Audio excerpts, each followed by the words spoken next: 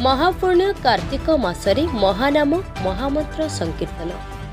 धराकोट राज्य आसिका खंडमंडल गाहण दल पक्षरु पुण्यर कार्तिक मास उपलक्षे विभिन्न ग्राम परिक्रमा करी महानाम महामंत्र प्रचार प्रसार करा जायछि। कलिजुगर अंतिम समय मनुष्य मध्य थिबा लोभ मोहमाया मदमांस आदि समस्त कबलित करी रखिबा बेले एही महासंकटरू रक्षा पाइबा पई महानाम महामंत्र ही एकमात्र माध्यम बोली प्रचार प्रसार करिसेंती उक्त गाहण दल।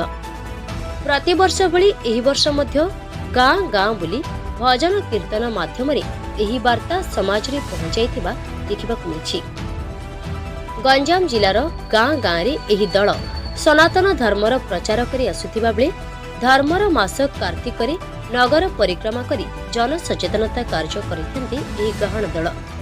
उक्त कार्यक्रम में सभापति लिली सेठी, सरदार पुरुषोत्तम नायक, अन्यमानक मध्य सिद्धेश्वर नायक, गोपाल दास, विद्याधर दास, नमिता बाड़त्या, भगवान बाड़त्या, नमिता बाड़त्या, कैवल्य नाहक, बबी नाहक, बनिता सेठी प्रमुख उपस्थित रही प्रमुख सहयोग करथिबा बेले शह शह श्रद्धालु सामिल होई कार्यक्रम को सफल करथिले।